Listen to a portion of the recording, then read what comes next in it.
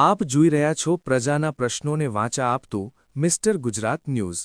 નમસ્કાર।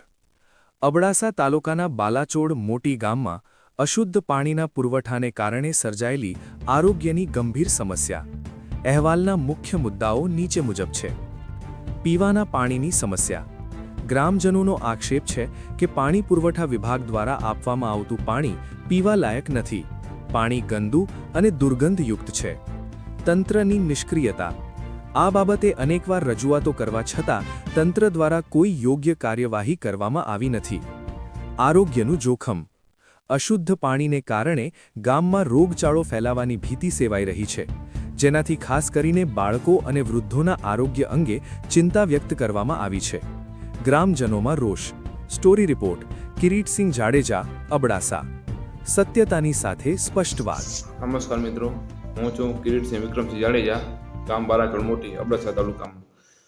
છેલ્લા કેટલા સમયથી પાણી આવી રહ્યું છે જે પાણી પીવા લાયક નથી।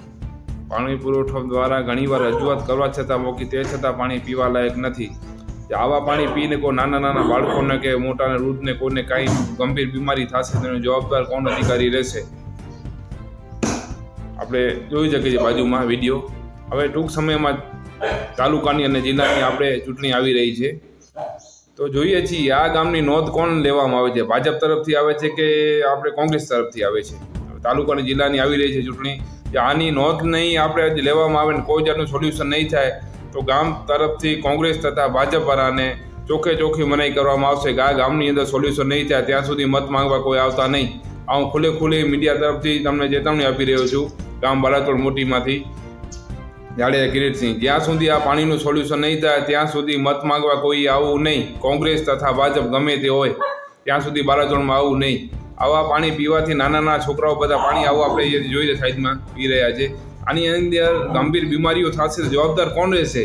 છેલ્લા કેટલા સમયથી આવું આપણે પાણી આવી રહ્યું છે। તાત્કાલિક ધોરણે આવા પાણીની આપણે જે કરવામાં આવે, હું જોઈ રહ્યો છું કોંગ્રેસ તરફથી આવે છે કે ભાજપ તરફથી આવે છે। જેના તરફથી આવશે એ તરફથી ખબર પડશે આપણે। નમસ્કાર।